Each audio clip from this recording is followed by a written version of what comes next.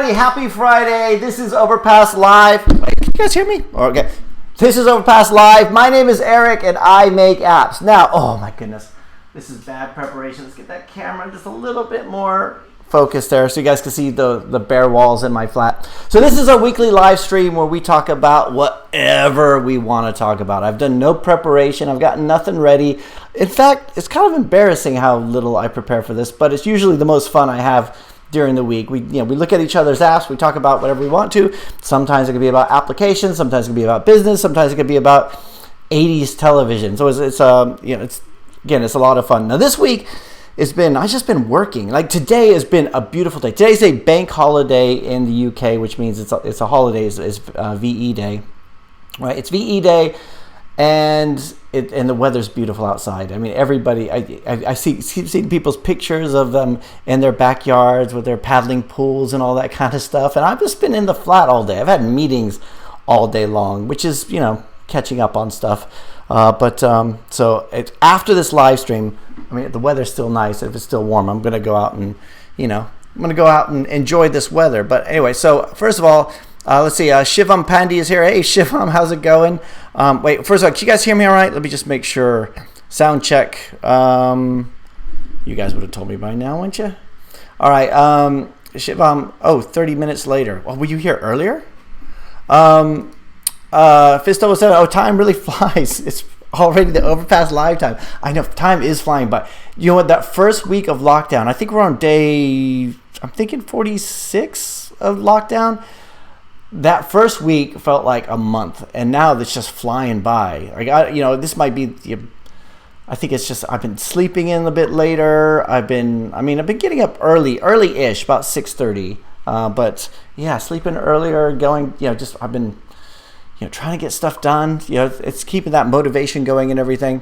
But yeah, hey Eric, hey everyone, hey, how's it going? Fist 007, Muhammad Ahmed, how's it going? I'm new here. Well, welcome. So there's a few rules here. I'll let the rest of the guys fill you in. There's some rules. We just talk whatever we want to. Hi, sir. Eric. Hey, how's it going? Cody with Chip. Hey, how's it going? Congratulations on the 30,000 achievement. Actually, that was a few weeks ago. So if you guys follow on, it's on my personal Instagram. I put a video up. I kind of put a story on the Overpass apps Instagram and I also put a video on my LinkedIn. So for those of you guys who are following or were connected on LinkedIn, you may have saw a video I put out yesterday, maybe it was the night before yesterday, where it was just like a bunch of footage about reaching the 30,000 subscriber mark and about why you should do video. And the reason that video exists is because I went out with my son, and he was playing. He's taking film studies, so he was like practicing different shots and stuff like that. And we came back with all this footage, and I recorded my video, which was actually about a comment that Byron Lovelace had made on the video. So I was like addressing that, and when I got back to the flat, like all of his footage looked really good and cinematic. Mine, like the audio was bad. It was just kind of like I wasn't going to use it anyway. And then and also Byron removed his comment. I was like, you removed the comment, but I was going to take a thing. So I thought, well, I'll just scrub it. And then so I use all that footage for like B-roll. So if you guys, if we're not connected on LinkedIn, hit me up, man. I'll connect with you. Right? Yeah. So anyway, thanks for that, Chip. Matthew says, my main app is getting tons of clicks, but it's only making 1 to 5 cents per click. Matthew, are you doing banners or interstitials? And how many clicks are you getting? Chris Bala is here. Hey, Chris, how's it going? Happy Friday to you too. Let's see. We've got Fod. What do you think about using Xamarin? Good question. This is one that I've been using all week. All right. You guys can hear me, right? Okay, so I don't know. Do I seem like I have a conflict? There's so many times I did the video where the audio wasn't going, and I'm just sitting here talking like a moron. By the way, this is gonna be fun when lockdown's over and we're all used to Zoom meetings, just to do that with friends. Just like, it's funny when somebody takes too long to respond and you don't know if their internet is bad or if they're just the kind of person who just looks at you for too long before they answer a question. But anyway, Xamarin. So I've been using Xamarin a lot. It's growing on me. There's certain things like yeah, I wanted to do this project I'm working on. I'm doing it in Xamarin. I wanted to do it in Flutter because I like the rapid, the hot reloading that Flutter has. Now Xamarin now has hot reloading, but it's not really working well with my code. So it's still a case of being confined by the XAML. Well, so I'm using Xamarin Forms. So being confined by the XAML and everything of doing that kind of stuff. But it's starting to grow on me. I'm there's a lot of stuff I wish I could just do really quickly in Xamarin that I really like, and being the cross-platform stuff. And it does, unlike Ionic, which I've done a lot of work in Ionic before, which is web view based. It actually renders like real controls and everything, which I like. So it looks, but then you go, I've been doing all my testing on iOS, on my iPhone 8 and my iPhone 11. And then when I move over to my Android phone here, then it, it looks completely different. So it's like massaging that between the different platforms and stuff. But it is starting to grow on me, but I'm still, I want to get more into the Flutter side of things for my personal projects. However, I think this is the week where I thought, I might just do some of my personal projects in Xamarin too, just like really refine those skills, because I'm using that for some of the work I'm doing for a client, and it's always good to get really good at one thing rather than being semi-good at a lot of stuff. And I've got developers who do the Flutter side of things. And one of the things that I really like about Xamarin, sorry to keep going on about this, but I really like about Xamarin is the data binding. So in Flutter, data binding, from what I understand, is a lot more difficult to do, but I like that. Let's see. Marilyn Gutierrez says, "Hi, can you see me?" No, no. Like through your webcam, you mean? No, I can't. But that would be cool. That would be creepy, wouldn't it? No, I can't see anybody. Yeah, Fistable said 30,000 subs. Yeah. You know what? So I was talking yesterday on Instagram to Kripesh Advani. He used to join the live streams and stuff and comment on the videos. And you look at his YouTube growth spike, it's like in the last couple months he shot up. And I see every Rezo Coder is doing really well too. There's like so many people who started after I did who are doing really well. And I've kind of got this slow and steady thing going. But no, it was exciting. Yeah, it's exciting to get to 30,000 subscribers. Bart says, "Hello, app gangsters." That's right, man. We're the app gangsters. You know what? We're not nerds. We're not geeks. We're gangsters. You know what? We should get into bar fights and stuff just to like improve our street cred as app developers. Like we should do. We should move this out of the way. It's a bit distracting. We should do. Yeah, we should do like Goodfellas or something. Like we should like have a certain lingo. What's up? Yeah, so I think what you need there is some dependency injection, yo. But yeah, I think so. App gangsters. Amar says, "Are we doing something in Flutter? Are we doing something in Flutter?" I'm not. I'm doing so. I want to be doing stuff in Flutter, but I'm not. I'm doing a Xamarin project.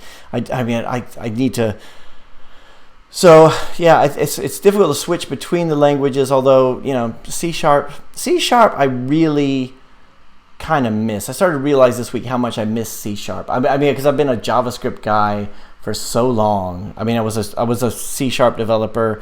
I was a VB developer back in the day, and then it was a C# developer, and then I really like Dart, and I really like and I do a bit of Lua too. So that's what I was doing last weekend, was a lot of Lua development.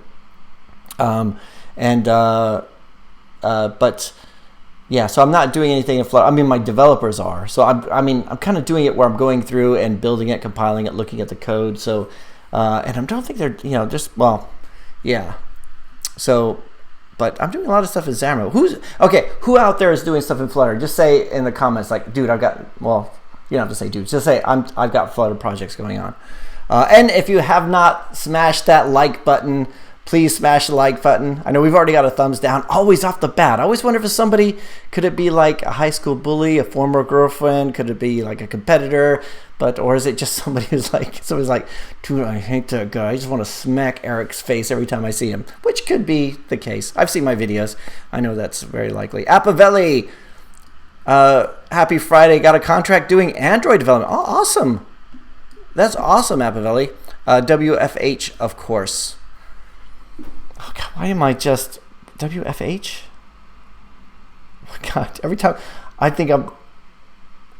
work from home. God, you know what? It's these acronyms that I think are technical. They're not. Like when you guys said a few weeks ago, IRL, in real life, and I didn't know what that meant. And then, yeah. Well, yeah, and Appavelli, of course, Appavelli, I'm going to keep pushing your podcast every time you come up on here, but Appavelli has a podcast called Wired In with Appavelli, right? If I got that wrong, let me know. Cord Funk says, hello to you and your white wall. Look, man, I've been thinking, see, it's a lockdown. It's supposed to be like essential purchases. And I've been thinking, like, should I buy some stuff to put on the walls? Here's the thing. Okay, this is one of the things that keep going into my Amazon basket this week was like soundproofing, like the styrofoam, squares and stuff. Because I thought, well, I do the YouTube videos. I'll just put like up a whole bunch of soundproofing, and it will look like some texture to the walls and everything. And then I thought, whatever. But I do have a painting over there. But yeah, I got my white walls. I'll think of something to do. It's hard. Like, I haven't put stuff up on the wall since I was like a teenager in my bedroom, and I don't think I can find that Huey Lewis poster anymore. But yep, my white walls. Ahmed Mohammed. Hey Eric, how are you? I'm doing well, Ahmed. How are you? Miriam Gutierrez. Hi. Hey, how's it going, Miriam? Marilyn. Let's see. Bart Rocket says, how's everyone's ad mob? Anyone else have a massive increase this week? I've had an increase, but I spent the weekend just republishing all of my applications. So I think I republished all of them, and then the next day I got the email from AdMob saying about how well, actually that was an iOS thing. So in iOS, because they're moving away from the UI web view, they had some of the ad networks have to change. But yeah, so I've kind of done that. Practical Gamers says, please tell me how to handle GDPR in Android Studio. Again, we're talking about an IDE as opposed to a language, but let's have it. So let's see if it still exists. I'm going to switch to my screen here. Let's see. So it was called, what was it called? The AdMob GDPR consent tool. There was one. Let's see if we can get over here. There was, so I put it in mine, but they actually came out. They had a request library for GDPR. Is it here? Like, it was actually on GitHub, so you could go through and just include it in your library, and it will ask whether or not you have the 3 questions, like, do you consent to have personalized ads? Do you want to have non-personalized ads, or do you want to have no ads? So if they say no ads, and that has to be an option, then that's when you send them to the paid version or to the in-app purchase. And again, is this it? GDPR, the consent form. Yeah, do a Google search for consent form for GDPR. There's an Android version and an iOS version, which does deal with AdMob. Yeah, good one. Yeah, if you can't find it, let me know, because it was on there like in May of 2018 when GDPR went into effect. But let's see. The only rule is you don't ask Eric about pizza until the end of the stream. I know, dude. Tonight since the lockdown, this is how hard things have gotten.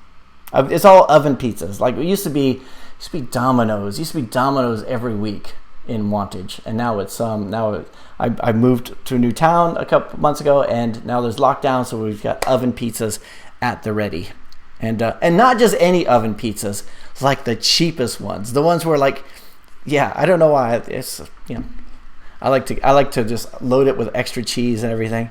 Oh, that should be a rule. Don't get me started about that. Sony A says, hey Eric, just a quick question. How would you charge to support and fix an existing app? What metrics would you use to achieve this? Good question. Now, did you do the app? If you did the app, then that should be an easy one to do, because you know the complexity of it. If you have not, then I would not agree to anything until you see the source code, right? Have a look at the source code, because it could be like really clean and like surgical, and you could just go in there and see exactly what to do, or it could be a mess, right? And you don't want to be in a kind of situation where you have to do that. So I would do, if I was going to support and fix an existing app, I would make sure, well, the support part, it's really difficult to take ownership of somebody else's code. There's still projects that I've had developers do for me, and just parts of the code I don't want to touch, right? Because it's like, I don't want to unravel that, whatever it is. It's working mostly, and then, so whatever, so I don't want to touch it. But there comes a point where you have to just take ownership of it. And so I think what I would do is have two prices. One, the fixing, right? The fixing and the support. Because I think you can either do it, Sony, you can either do it where you have like a diagnostic fee or something. Now, I've never done this. I always just have them give the code, right? It's just like me saying something that you should do, but I don't do it myself. So I've done it where I said, could you send me the code? They'll send me the code, and I'll look through it and go, okay, and and then I'll try to come up with an estimate of how long I think it'll take. And sometimes if they don't want to give you the code, then I wouldn't agree to it. If it's somebody else's stuff. I mean, if any of you guys know what it's like, and here's another thing to consider, right? Which is like really harsh, is that any existing bugs in the application, regardless of whether or not you did them, become your problem, right? And I've had this where somebody come with me an existing application from a developer. The developer decided not to work on it anymore, and that should have been a red flag right there, because it wasn't so much the developer. The client said, "Oh, it's the developer," but it could have been the developer or the client. And so I had to make a few changes to it, and I had my developers make changes to it, and then it was, in the end, it was me doing it. It was me working late night hours, making changes to this application. And they were simple changes, adding an extra field, stuff like that. Nothing that would have done it. And they started talking about other parts that used to work but didn't. And every single time they did that, I'd have to go back to an old build, and remove the current build, go back to the old build, run the old build, so I get proof to them that no, it did exist. And of course, they don't believe you, right? Because you have empirical fact. Like you can say, I went through and looked at the build, everything before I took this on, and that was an existing bug, and they will swear to you that wasn't the case. And sometimes it can be really, really difficult like that. So proceed with caution, but don't ever, if you think it's going to take 2 hours, it won't, right? Just make the assumption that there's going to be some figuring stuff out, and there's going to be stuff in there. But that's just me, Sony. But let me know if you guys disagree with me. Matthew Creek says both, and about 10 a day. This is answering this is so you get about 10 clicks a day. 5 to 10 cents per click. Okay, so 10. We say 10 interstitial impressions or 10 clicks. Ahmed Mohammed says, have you tried paid apps? If yes, tell your experience in more details. Yeah, I have. So I always release a paid version and a free version. And I know some people say, no, you should do a free version with in-app purchases to upgrade. And they've been saying that for ages, but some people just prefer to buy the paid version. Like if you're going to buy something for your kids, right, you don't want them getting those pop-ups with in-app purchases or the ads or whatever. So that would be the kind of situation where you'd want a paid application. Or education, like education organizations, they'll buy the paid version rather than mess around with those in-app purchases and all that kind of stuff. So and another thing is, if the paid application is, if you're charging enough for it, you might just be able to go the ads way. I've talked with developers who are making really good income from their iOS apps all through advertising. So they can spend $3, $4, $5 on an app that makes that costs $8 or $10, right? And no free version, right? So basically, you're not because it's always been, the assumption is always that people are going to the free version, and then they're gonna try it out first, and then they're gonna upgrade. But if you could do like compelling enough ads out there, I mean, we've all spent $10 on an application. We've all spent money on stuff. So you just have to think about what compelled you to do that. It was like, sorry, I'm rambling here a little bit, but like, if you were to put like a Facebook ad out there to target the right people, and they're not even looking at the competitors, right? They don't even, they're the people who would need this application, and you know, they're not looking for it. They don't know they need it yet, and then you show them what it is, and then you're at the top of the list because you're the one who introduced them to it. And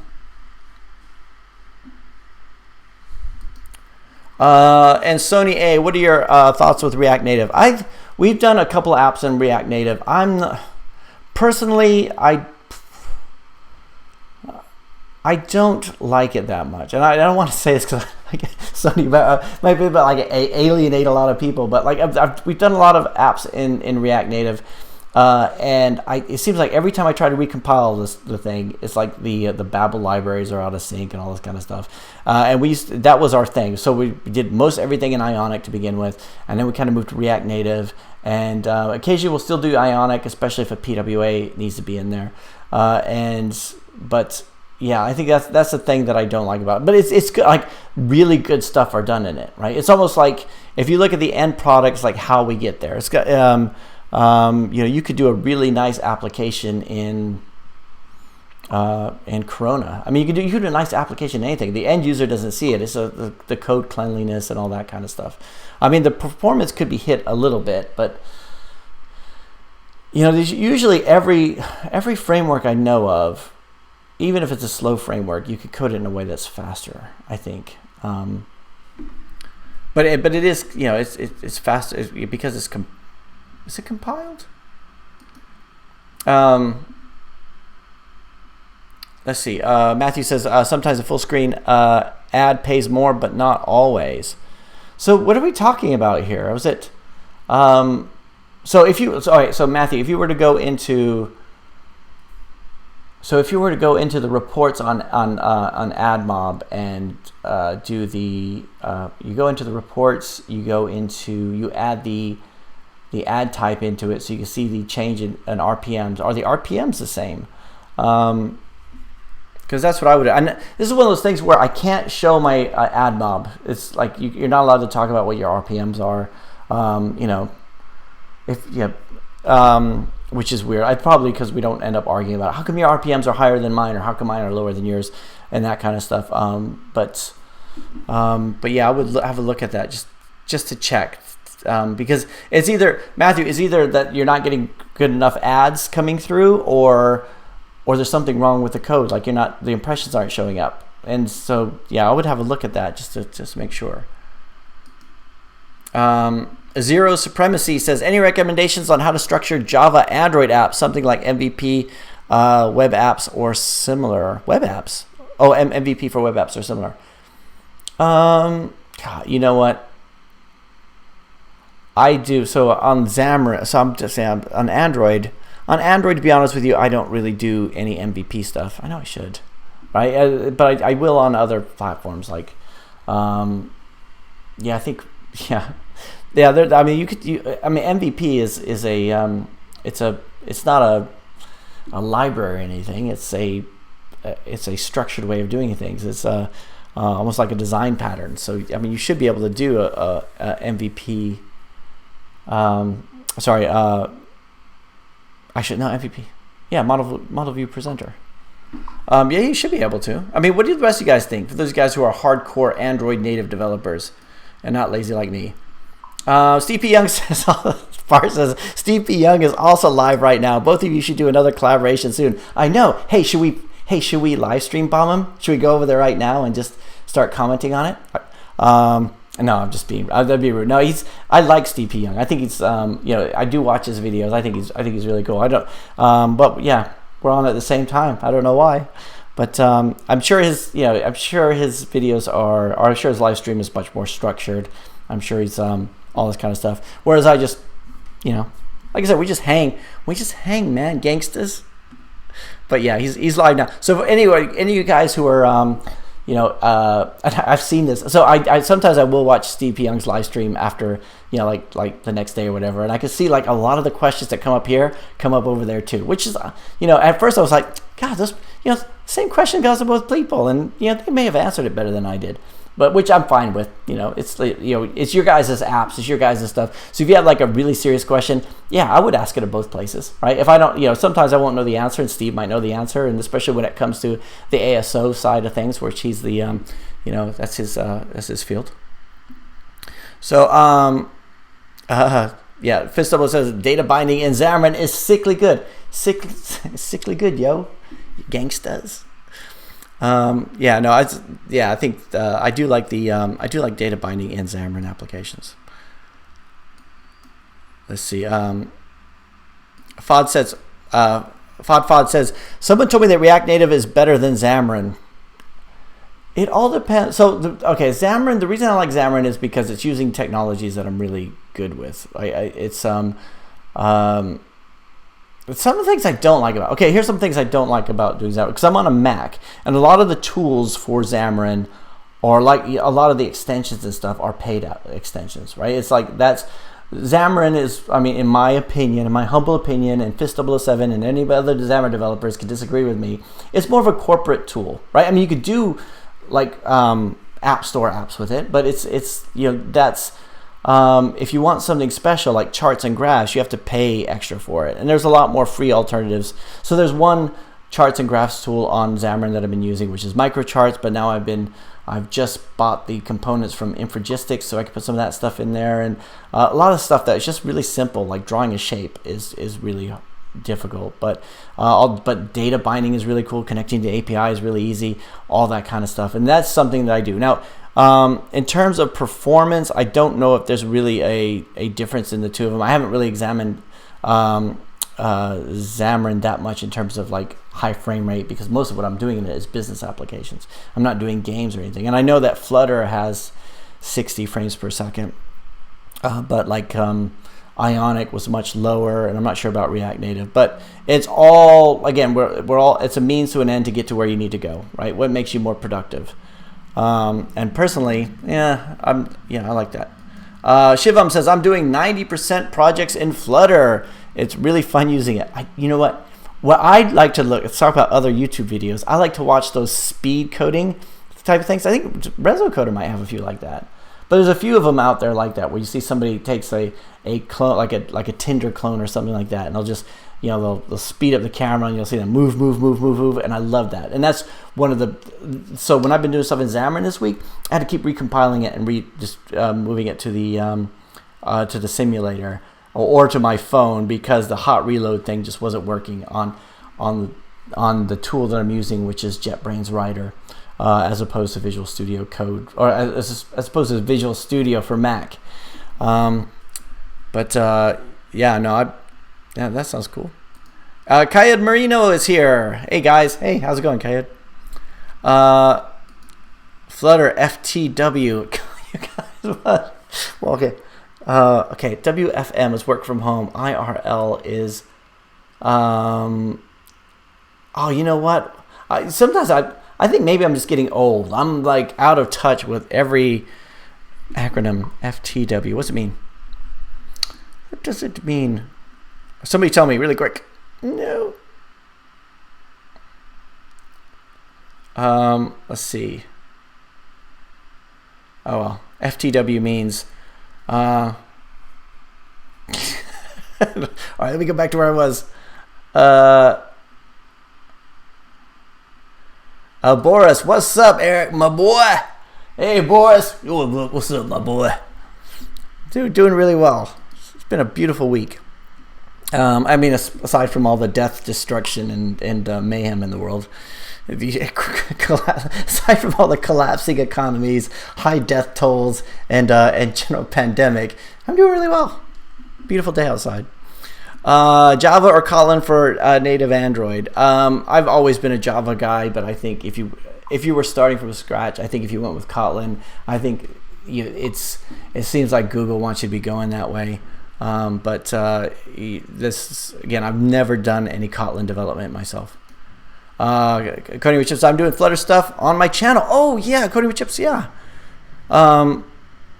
Cool. Zero Supremacy, like smash. Thank you very much.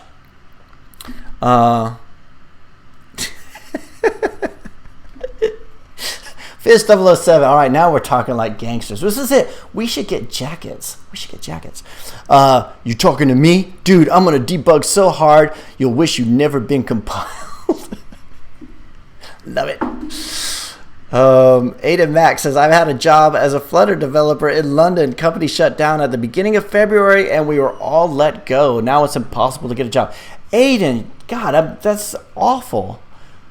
But it's good you were able to get that job. I mean, have you tried to... God, that's awful. I mean, it's tough. I've got... so I took on a contract right at the beginning of March. So I'm working 3 days a week a contract, which was like... Again, when I took it on, I was like, God, I really... I kind of feel like I'm taking... I'm letting everybody down. I'm letting you guys down because I'm still trying to do my own apps, my own stuff. But once like the pandemic and everything hit, I felt like I was lucky to get it. But like every day, it's like I don't take it for granted because it's who knows how long this thing's going to go on and everything. So I mean, Aiden, that's terrible.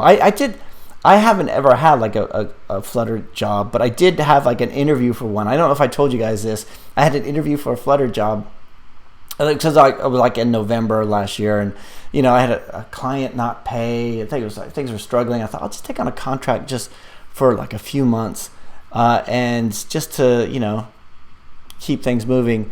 And in the end, I didn't. But I had this interview as a Flutter job, and they said they just wanted somebody who was just really enthusiastic about it. And so I did the interview, and I was like, and I've done some videos on Flutter, I've done some research into it, but I'm not like by no means am I a professional. The first question I said, what do you think of the block pattern? And I was like, what? It was like the worst performance in an interview. Like off the bat, it was like what? Which was like really like a big blow to the ego, right? And then so I googled it. I googled block pattern, what it is, and then who shows up? RezoCoder. One of RezoCoder's videos shows how to use it, and it looked complicated, man. We talk about the block pattern for data binding, but so it was good that you were able to get that thing. But I mean, just it's. I hope that you're able to, Aiden. I hope you could, get another. You will get another one. I mean, look, you know what? You were able to get that. You were able to get that job. You will get another one. I hope you're able to make it through the this. So, and hey, if anybody needs some Flutter work, maybe Aiden. You can hire Aiden for a bit. I don't know. I hope it's okay if I say that. AW, which stands for Alexander Roblowski. Right? Am I close? Hey Eric, how many daily downloads did you get on the App Store, and how do you promote them? How many do I get on the App Store? It's not a lot. It is not a lot, because mainly most of I'll show you guys. I mean, this is one thing. Like when I get clients and they say, I want to see something you've done, most of my apps have been removed from the App Store. Let me show you my App Store Connect here in a second. I'm going to just show my screen here in a moment because I got to make sure I'm on the right. I'm not on one of my client App Store accounts. But yeah, I'll show you guys my stats here. And one of my big problems with the App Store was the big change they did with 4.3, and it was a few years ago. So if I show you my sales and trends.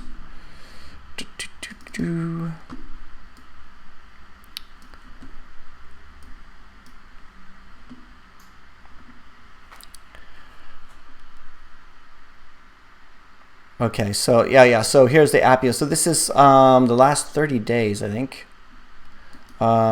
Is it?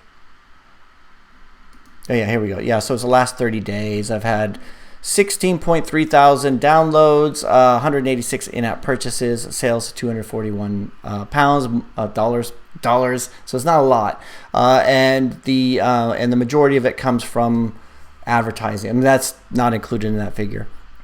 Right, and then most of it's my big one, EarSpy, which is still there. Hasn't been updated in years. I need to do that because they're going to end up removing it if I don't update it. And I got a few others there too.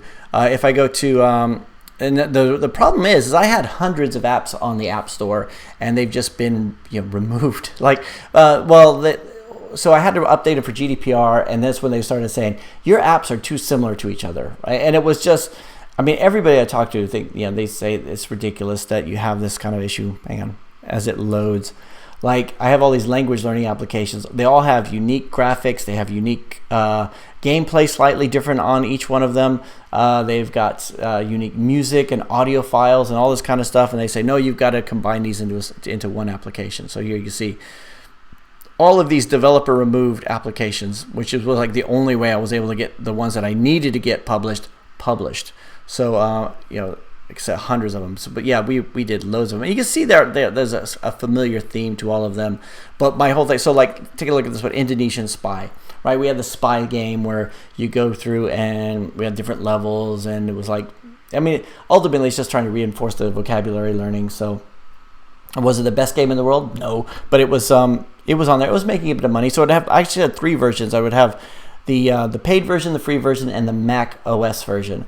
And basically what they started saying was you need to combine these into one application because they're too similar. Now, the problem with me from an ASO marketing point of view is that Indonesian language and all this kind of stuff was what people were searching on. So like having so being able to have one application, I mean, Duolingo is able to make it happen, but I can't compete with Duolingo, and I also can't compete with somebody who only has one language game. So a lot of that stuff came out, and I'm still a little bit bitter about it. But I've yet to make a container application like they asked me to, because I was kind of like, screw that, I'm not doing it, and ultimately I need to. So yeah, to answer the question there about how many downloads I get, that's really what it. That's it. Let's see.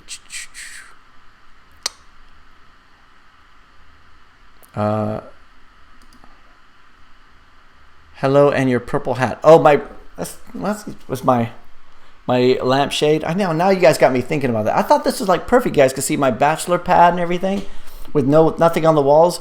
Okay, so what's the best decoration for a bachelor pad? I'm thinking leopard posters or something like, just something really macho and masculine, right? I've got a weight bench in the corner, which is that's pretty it's pretty butch.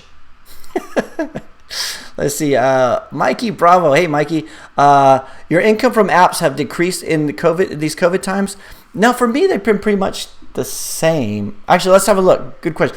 Well, I'll show you my revenue report. We'll do that. I mean, it's low. Again, every time I feel like I apologize to it, because one of the videos that everybody finds the channel from was how much money I make from apps, which I did in 2018. And back then, I think I was making around 80 pounds a day, and now it's a lot lower. So let's have a look at my daily revenue report. Again, it's just being totally transparent. If it sounds like I'm super successful and rich and everything, I am not. But let's see. I'll share my screen here in a second. God, it's so slow when you're streaming. Daily revenue. So every day, my VA, she'll go through and compile revenue from all the revenues. Oh, by the way, if you have not smashed that like button, smash that like button. Please. Hey, you can smash the down like button if you want. If you're like, God, this guy, I just want to smack him in the face.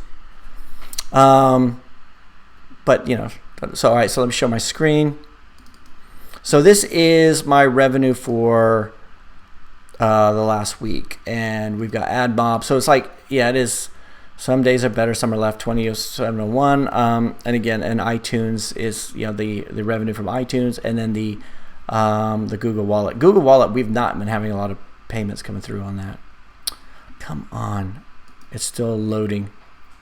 But if I show you like this compared to last month, actually we'll share. This is May. Let's go to February. So again, and I had like a lot of apps. I had my suspension too. I had that the Google Play suspension back in around February time. So here we go. Yes, I mean I guess it is a bit lower, but not like not a huge amount. Maybe it is. Let's go to January. If I really want to relive the glory days, I'll show you like 3 years ago when it was like 150, like 200 a day. But now it's not. But I really need to get off my big fat butt and get some of these apps published again. So, but yeah, that's kind of where I am on that.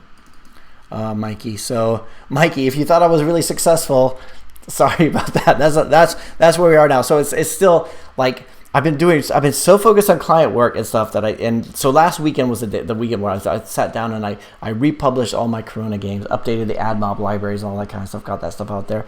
You can see it hasn't had a huge impact there, but I've also got a few other applications which were removed and I still need to put back live again. And and Google is so much more difficult. One of the things I was trying to do was get into the Huawei store. So looking how Huawei in-app purchases work, but because the games that I'd done were built in Corona and there wasn't a plugin for that, or Solar 2D, which is called now. When I say Corona SDK framework, it was built in the Corona times. Because of that, then there's no plugins available for the Huawei stuff. And I mean, you could build your own, but I haven't. Screw that. Well, Rodrigo says you could use an egg packages to soundproofing. Won't look as good, but it's cheaper. Yeah, I mean, I kind of want this to be like a slick, it's my bachelor pad. I want it to be like, I want to have dim lighting. I want to have Barry White playing in the background and just like, and walk around in a silk robe and grow a mustache. So, but yeah, I've been thinking about the soundproofing up there. Adamax says, but I've published my first. This was a good end to that story. Sorry, Adrian, for going on that. But I published my first iOS app, Flutter. Now I know what you've been complaining about. Did you get it live though, Aiden? That's excellent. Zero Supremacy says the egg thing is just a myth. All right, here we go. This is what we're going to talk about. We do have a topic for today, which is soundproofing, what works and what doesn't. We're going to get to the bottom of it. The egg thing is just a myth because there are similar to Pro Soundproof. Trust me, I've tried it. Okay.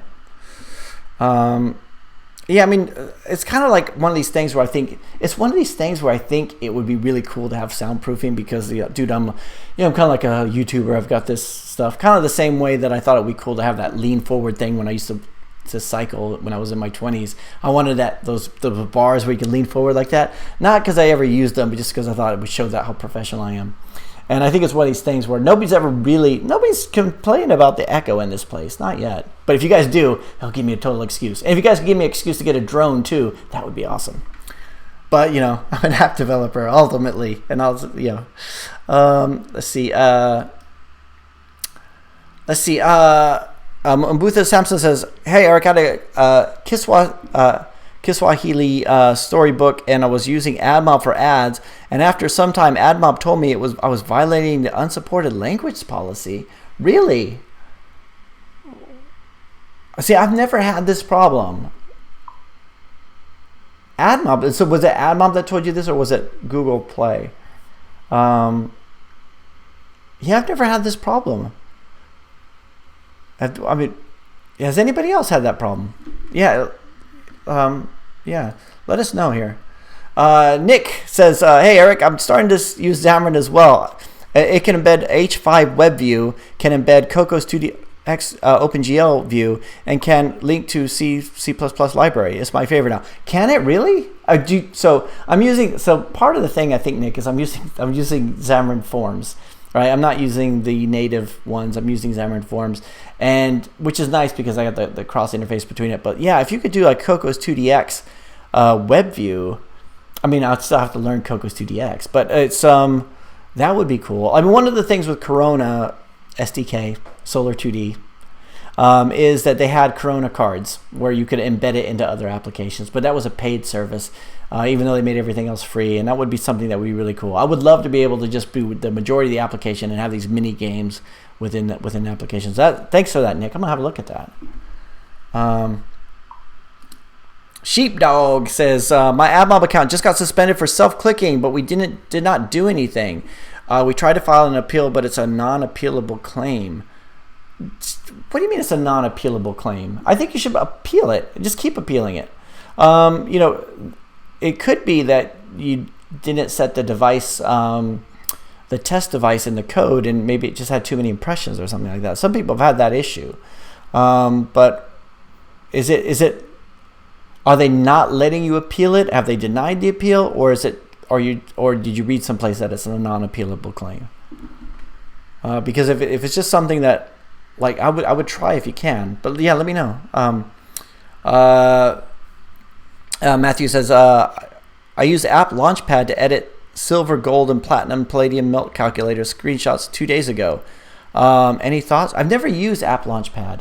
One of the things when I do screenshot edits, I'll use Canva a lot. I have an affiliate link for Canva Pro. And one of these days, okay, I have so many things on my to-do list, but one of them is I'm going to start doing sponsorship on videos. So when I do start doing sponsorship on videos, don't make fun of me, right? I'm going to try to like put it in like really clever, like, so today's video is brought to you by Canva Pro, and there's an affiliate link and all this kind of stuff. So at some point, but anyway, I use Canva a lot, and we have the Pro version. So we do it for the thumbnails on the videos, but when I do screenshots for the apps too, I'll do it in Canva, just because it's easier to do it. I don't want to bother with all the Photoshop and everything, or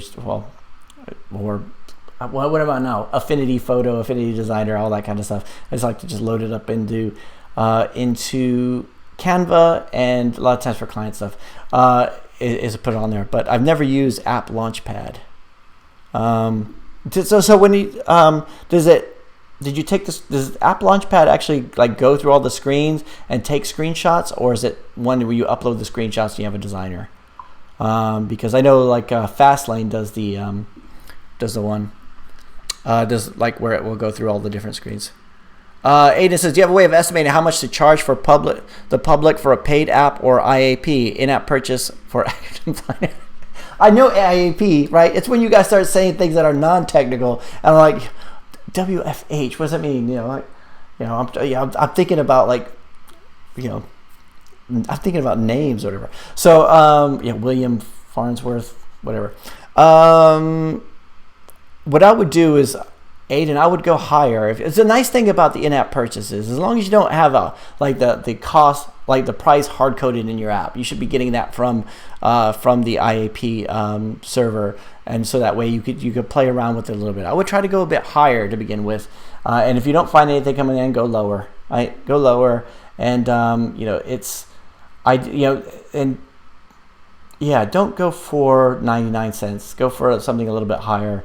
And even if you get less clicks through, it's like one of those, you're always playing around with the price, going up and going down, trying different things and seeing what works.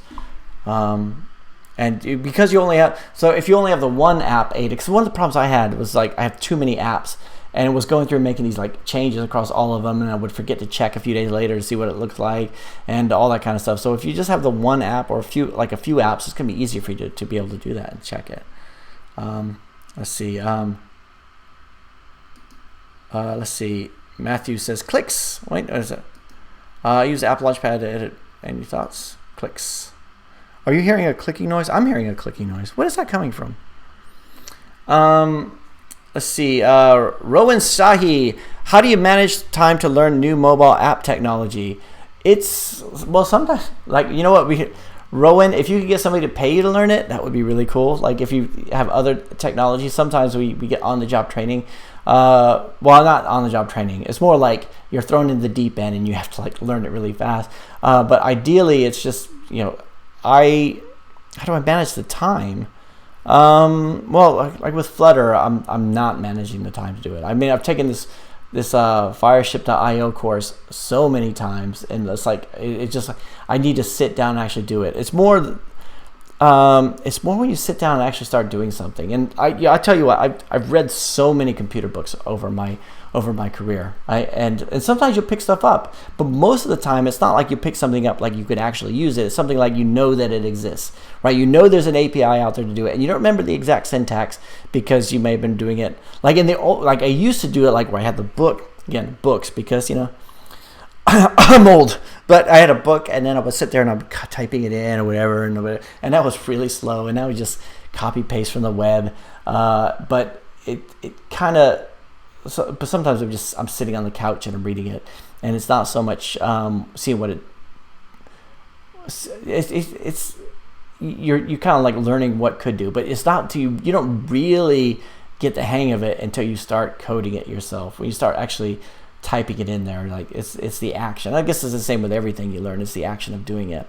So it's not so much the reading, but actually sitting down and doing it. And if you have a project, and I have had loads of projects that never finished, but they were full. Like I've done projects where like this is gonna be so awesome. Like when I finish this is gonna be the best project management system. This is gonna be the best sound recording app. This is gonna be the best whatever app, right? And then I just it peters out, but I also gain all this knowledge and everything from doing it, like solving these really complex problems. And as software developers, we sometimes have that knack for I could copy and paste this 200 times and change the variables, or I could write a script that will generate it, and then next thing you know, 8 hours later, you're still writing that script. But you learn from all of it, and sometimes it's just doing it on the job. I mean, that's my opinion. Like, guys, if you guys disagree with me, let me know. Do you have a way of estimating how much to charge public for a paid app in IAP? Oh, did I do that one already? I did. Oh, I'm going backwards. Sorry about that. Ahmed says, how do you specify app development costs for developing a totally new app? So for me, a lot of times, I always start with a finger in the air. I always do it based on other stuff that we've done. Like I think, if somebody says, okay, somebody comes to me and says, okay, we have a warehouse and we have this API. We need an inventory management application where people can go through and they can scan barcodes and update inventory, and we'll communicate with our backend API. Something like that, I have to make a lot of assumptions in your head because that's like not enough information, right? It's not an accurate estimation. It's like a ballpark. It's like is this conversation worth going forward? And I'll do something like, I'll say, I got people like, I don't know, 6,000 to 8,000. And that might seem like a lot to you, but it's more of a, you're thinking about, I don't know what this API looks like. I don't know what, I don't know specifically what they want on these forms. Do they want to take pictures? I'll ask a few questions, right? But ultimately we have to put a ballpark out there.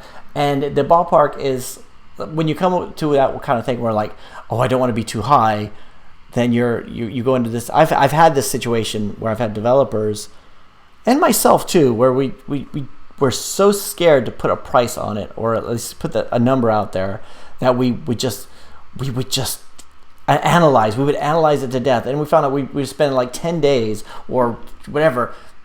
We had like 4 or 5 meetings, and then we say it's going to cost whatever 3,000, and they're like, dude, that's way too much. We thought it would be like 500. All right, so it's good to get that out there. And then once you get that, they say, okay, well, that's about what we were thinking, or that's in our budget, or it's a bit above our budget. What can you do for that? Then at that point, you can start asking the questions, because you need to have that. You don't really know until you need to have that first meeting, right? And you just sketch out ideas. For me, it's always a piece of paper, or sometimes if I'm feeling like I want to show off how technically savvy I am, I'll get my iPad and iPencil out, my Apple Pencil, right? But the thing is always out of battery, which just backfires. But sketch out some ideas. How would that work, and a flow chart and all that stuff. And then but you have to know whether or not that's actually in their budget before you actually start doing that. And that's the hard bit. So many times I've wasted time on meetings of stuff that wouldn't go, or I've driven halfway across the country to meet with somebody who just had they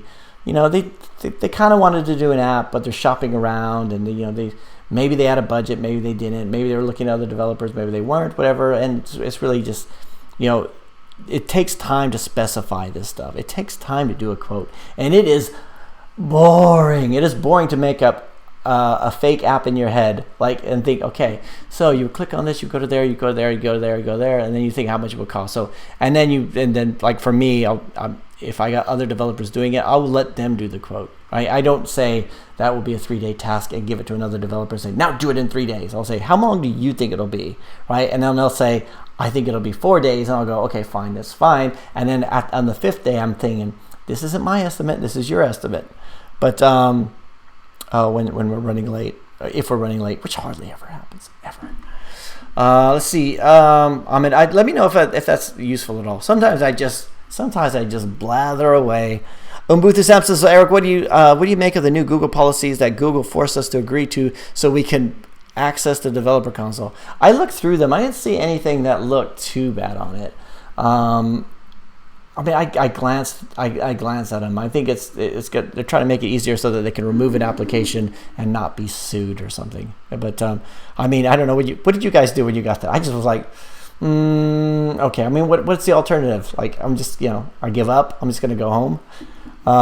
They've got like there's Apple. I mean, Google has this over a barrel. A lot of this stuff.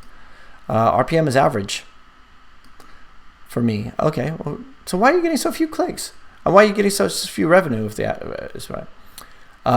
Fist Level 7 with Java, good luck. Yeah. Fist Level 7 is a Xamarin guy. Okay, let's see. Corefunk says, do you think... Matthew, let me know if I'm not answering that question to your satisfaction. Because did I gloss over it? I think I keep asking you follow-up questions. Corefunk says, yo, Corefunk. Do you think people tend to over-engineer mobile apps? Apps should be simple. It's kind of their thing. They should do one thing generally really well. Yes, I do. And this is one of the things I have arguments with clients about a lot, because you get into this, well, some people might want to do this and some people might want this. And I think we should have a feature that does that. And everything goes in the application. If it gets too complicated, we need an admin site, right? This should be on a website. You need some space on there. And it should do, I think it should just do, it should do one kind of thing. I've had applications which were business applications, and they said, okay, maybe we could put a game in there. And I'm like, well, it's kind of like you're changing things there. But the worst bit is they want to be all singing, all dancing, and for a few outlier cases, and then you have this thing which it's not so much difficult to make it really customizable in terms of settings. It's the testing that's involved in it, right? It's like, and that's really like. One of the things that always gets me is dark mode. Right? I'll do an app and then I'll forget about dark mode. I forget to test it in dark mode. It goes out. It doesn't go out to the users, but it'll go out to the clients, which is worse. Like, it goes to the clients and they test it. Everything's all dark or whatever. I say, oh God, I forgot the code. I forgot to take into account dark mode, right? And usually all it is the text boxes are black with white text, which is the way it's supposed to look. But yeah. It's easier just to force it to be light mode than it is to explain that to your clients sometimes. Maybe sometimes the flexibility you get from doing it the right way might not be worth it. I think when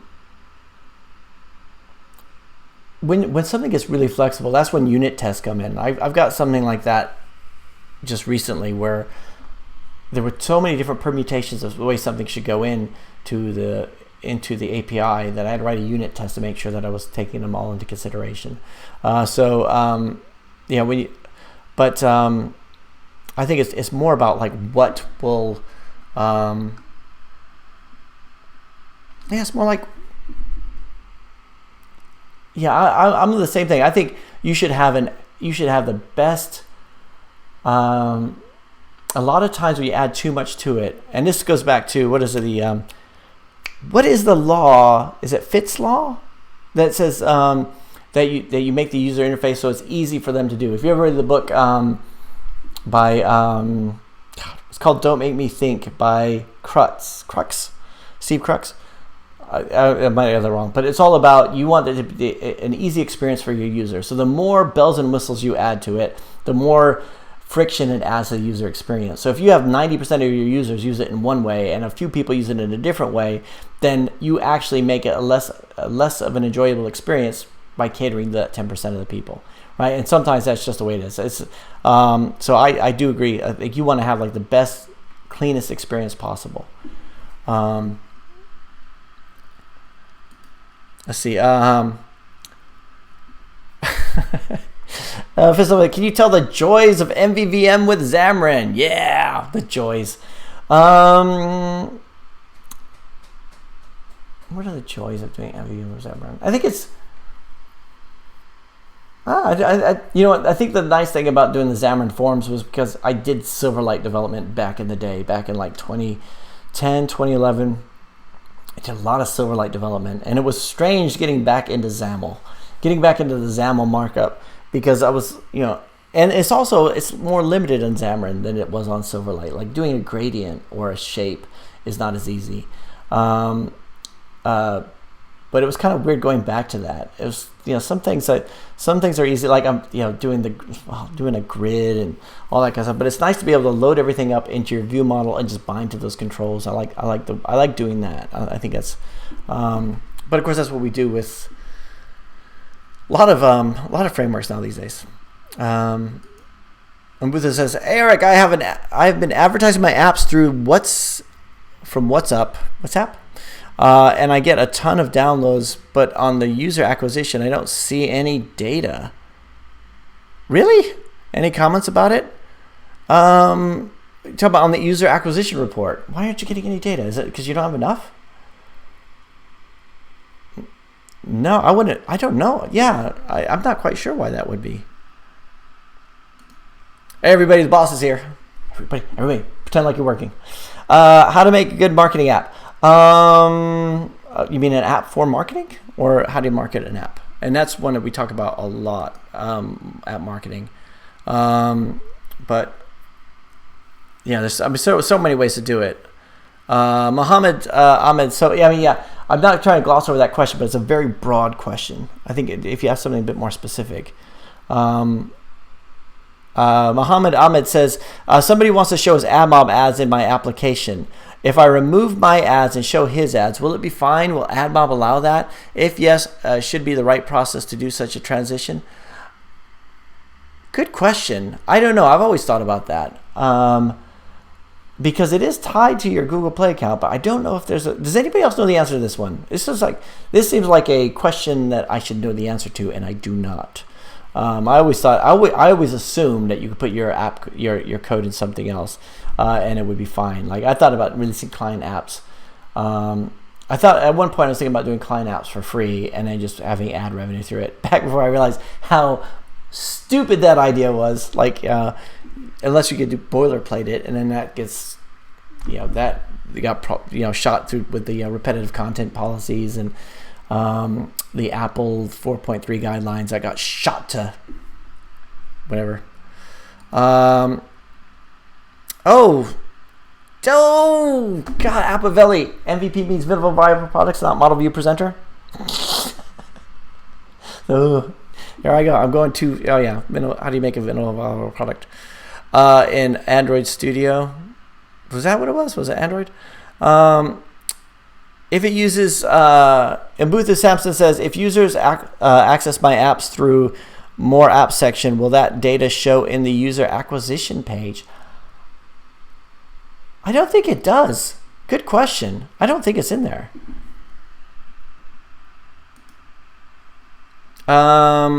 Theo Taylor says, Eric, do you ever try vanilla React Native or Expo? No. In fact, what's the difference?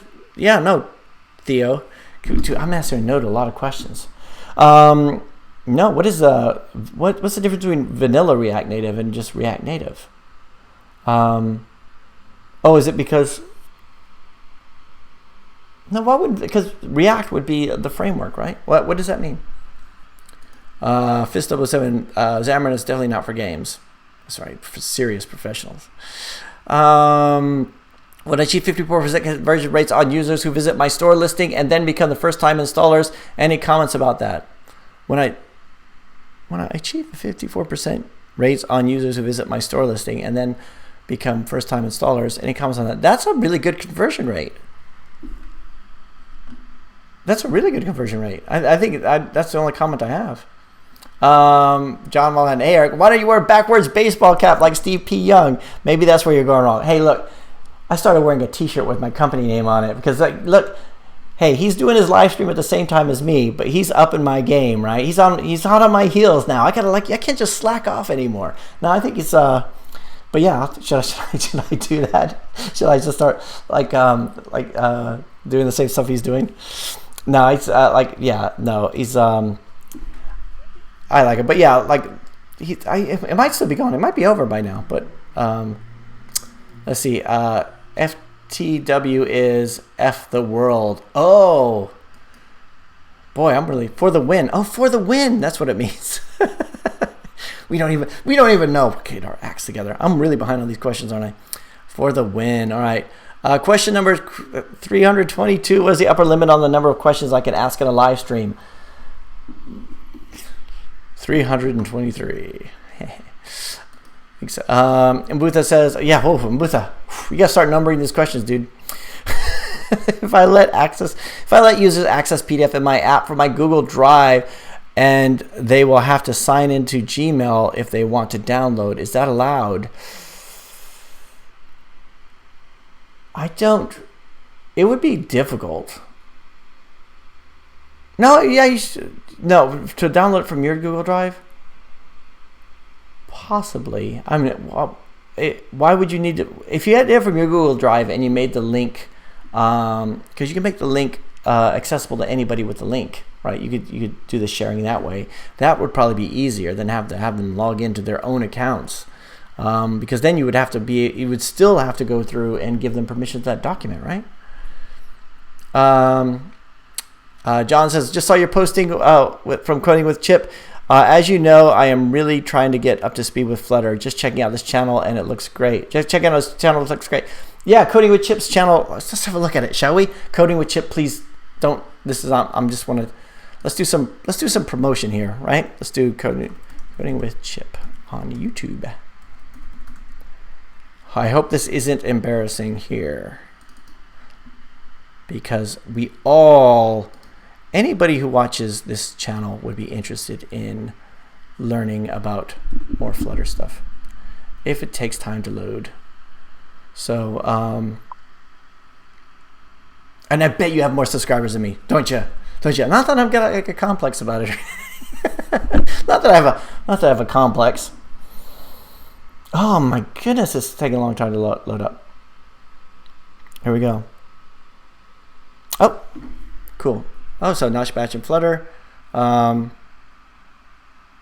Cool. Yeah, so like for those guys, so we've got several tutorials out there, and Coding with Chip is here. ResoCoder joins here a lot too, and yeah, there's lots of, that's a lot of people ask me why I don't do tutorials, and I think it's like a skill that I just don't think I'd be good at.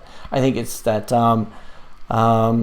I mean, I could easily talk about my opinion about stuff, like the problems I have with something, or I could, like I'll be in a client meeting and I can write SQL and just like as I'm having a conversation with them and like show them the data and stuff like that. But when it comes to actually, like, my fear of doing tutorials is I'll do something that people say, actually, you should have named your variable with the lowercase, whatever, or you should have done camel case, or you should have done this, whatever, because that's the standard in this. And I was just, okay, yeah. But yeah, so Coding with Chip. Check it out. I'm going to check it out. I'm going to check it out too, Chip. So Mbutha Samson says, is Google Drive for users to access PDF when I've downloaded? Do I need a privacy policy? I don't think. I would do it as just being able to host it. But like, how big is this file that you can't include it within the application? What's the best computer for developing mobile apps? The best computer? I think if you were going to do iOS, I would go with a Mac. I know that's like, oh, really? Do I have to use a Mac? Do I have to use a Mac? Do I have to buy into all that snobbery? But yeah, you do. Like, it's like, I actually like using a Mac. I've been using this one for, I mean, it's getting old. I'm starting to worry about like whether or not this thing's going to break down. I'm starting looking at, do I need to get like a new computer?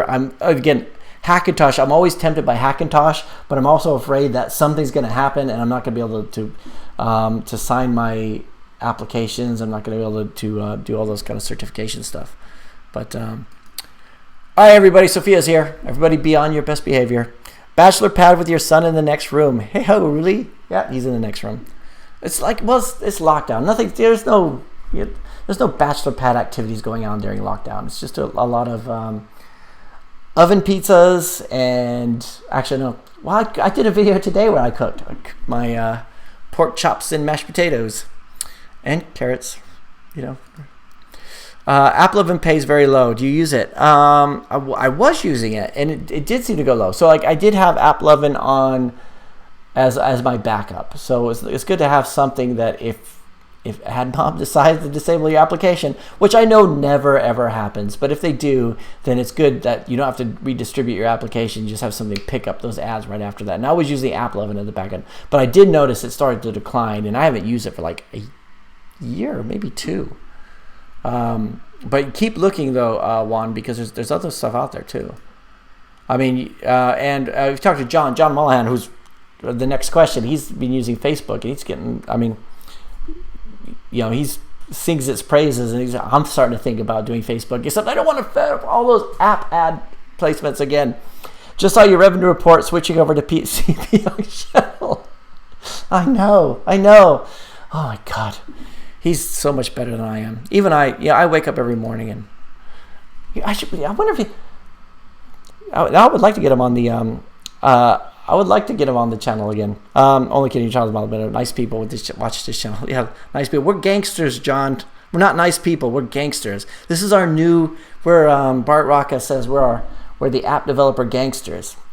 You looking at me? Android. No. Let's see.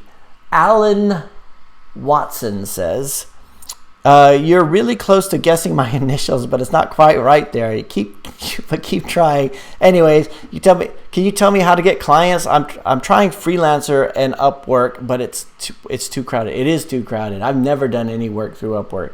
And if you ever hire somebody from Upwork, you're not looking for the best. I mean, well, maybe it's just me, but you're looking for the most cost efficient. For me,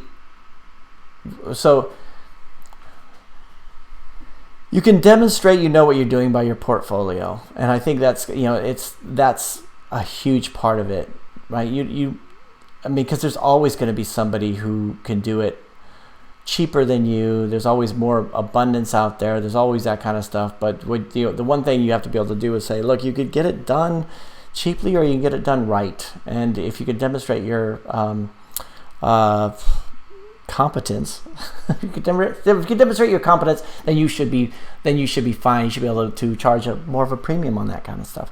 But getting out there, so we do so much with SEO over the years. We do I do the YouTube videos. Sometimes a lot of times I'll do stuff on LinkedIn, like I'll do outbound, but I haven't been doing outbound on LinkedIn in the last several months. So I have the LinkedIn Sales Navigator. If you've ever used LinkedIn Sales Navigator, it's really cool. You can find out who the CTOs of or all the companies in your area based on, and you could really good query tools, but it's expensive. It's like £80 a month or something like that. But I found that really useful. However, yeah, a lot of the stuff I really had has been the inbound stuff. So somebody's who's seen one of our applications, or they've done a Google search, or they've been searching on something and they found something that we put out there, and then they come to us, and it's like they've already vetted us a little bit. Rather than if I'm doing an outreach thing, then it's like I might as well just be anybody. But I know it works, but I'm just not really good at it, like cold calling and stuff.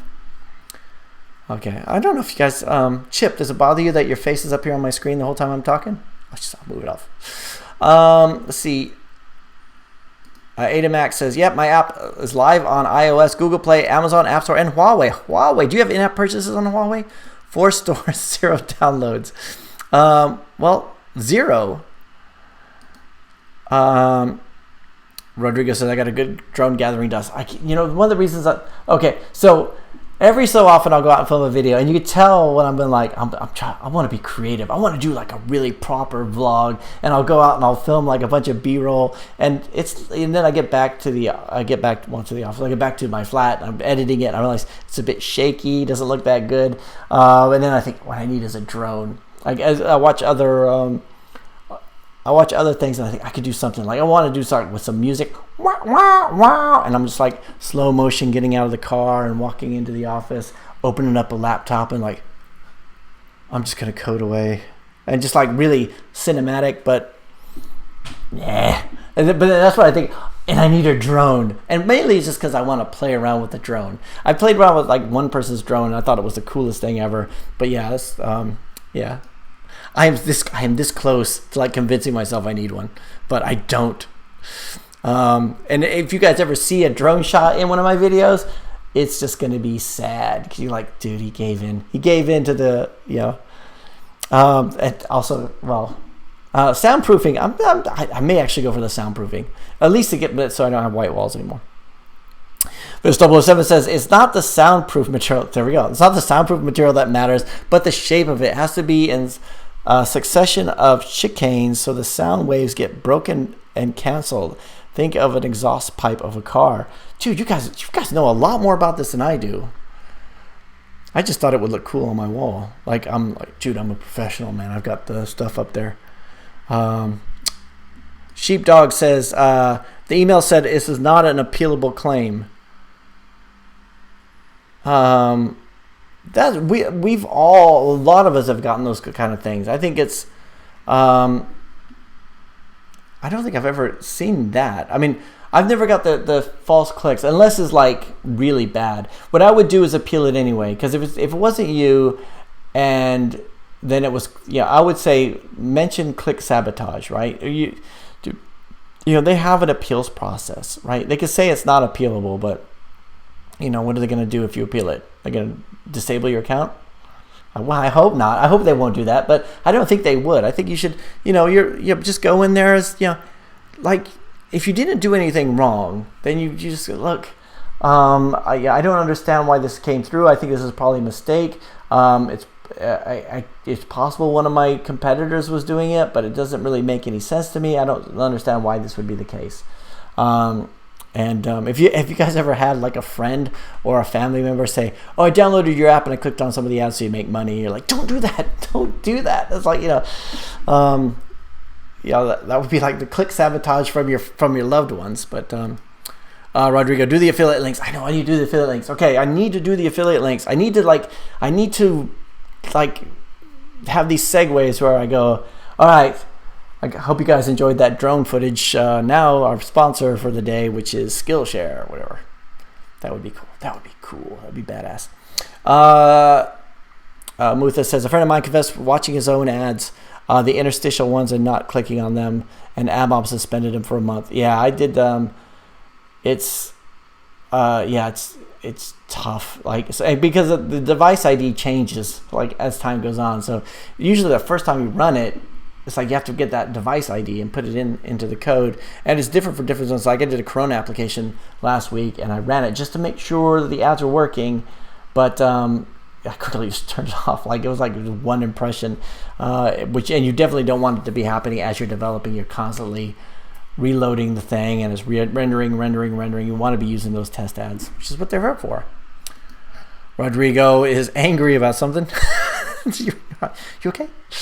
Upload screenshots and then use their template to edit them. Would you look at the new screenshots, please? Yes, absolutely. Okay, Matthew, we're going to look at the. What was it? I have to go back up, and it was the metals one, right? So and this is on. I'm going to check Google Play.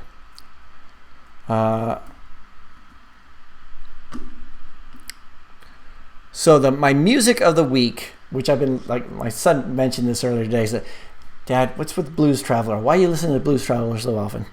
That's my coding song of the week. Runaway by Blues Traveler has been on repeat in this flat. I don't know why. I think it's just starting to relive the 90s or late 80s or whenever that was. Show my desktop. And it was called, what was it called? Silver, gold,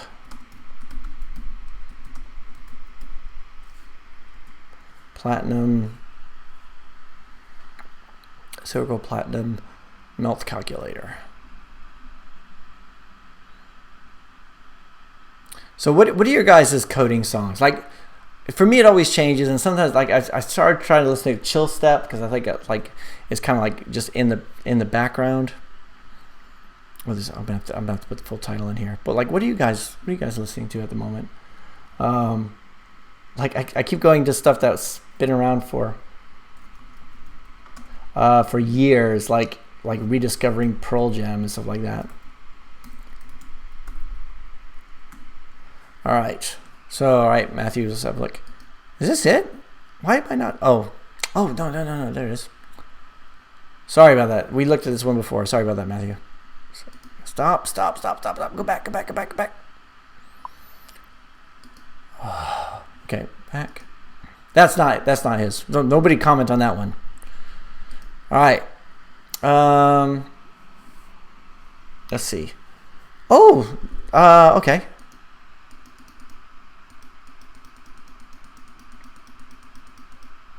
Matthew, this doesn't look like this would be that hard to do. I mean, it's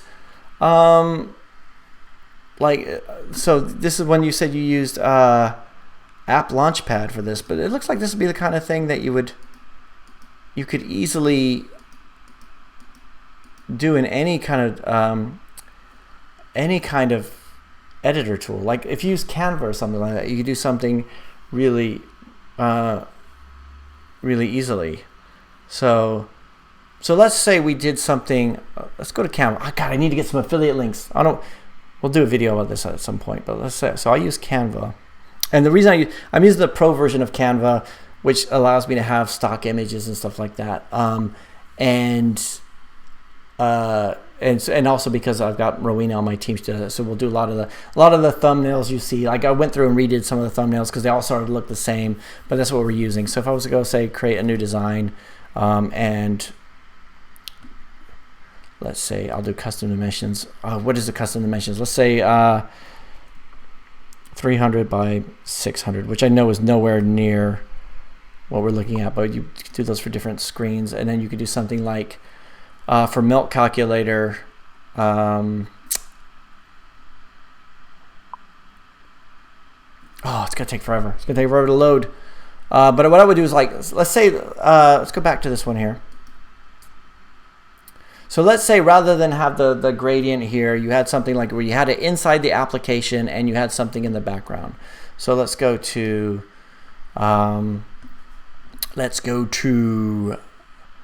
photos, and you can also look at Pexels or Unsplash, but I've got this account, so I'm going to use this one. Let's go with gold.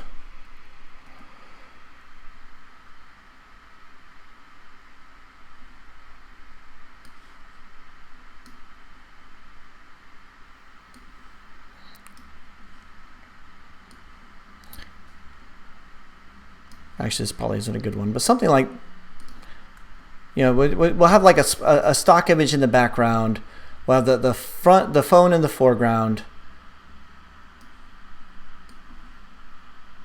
And again, it doesn't have to be that much.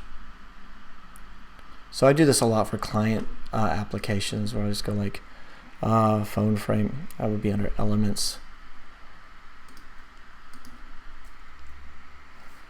So I'll do iPhone because that's the one you can see it's in my search history. And I would do something like, again, this is a bit boring, so I go like that.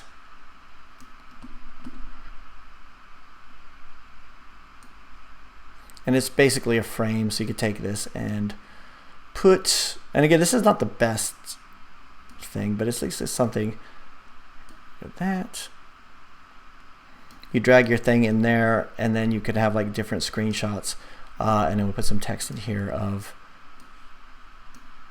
whatever, like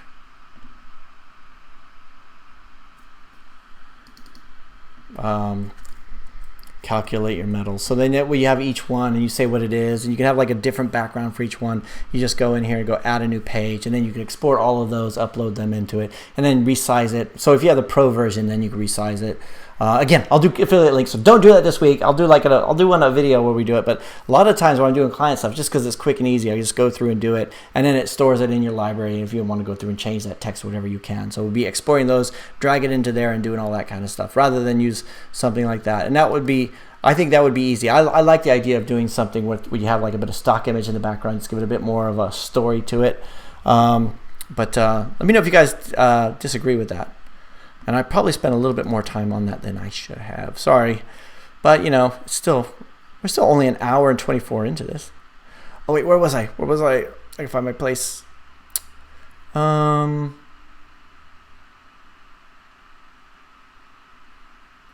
right. Oh, I'm way behind on the questions. My apologies to everybody. Umbutha Samson says, I use App Launch, the free version.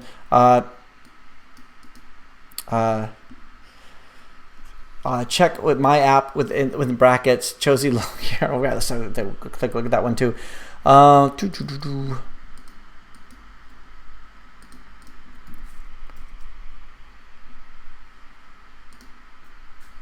Oh, come on. I don't even know what. Okay, sorry about that.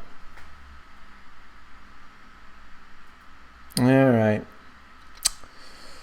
So if you guys are just joining our live stream and have not yet hit that smash that like button and join our cadre of app developer gangsters, please smash the like button. I have to remember to keep saying that. That and when I start doing the sponsorships and my drone footage. Let's see. So we're doing what's it called? Josie La Harry. Sorry for the pronunciation. I'm sure that was wrong. Here we go. Yeah, so I think with Ecamm running, it's oh, so these aren't too bad.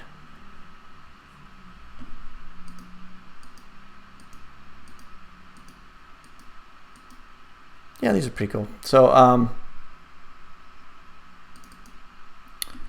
let's see. Rondir says we should all force dark mode.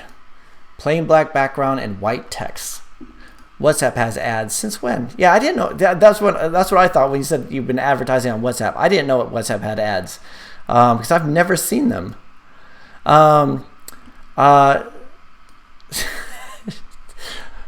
Shot to the heart, and you're to blame, darling. You give love a bad name.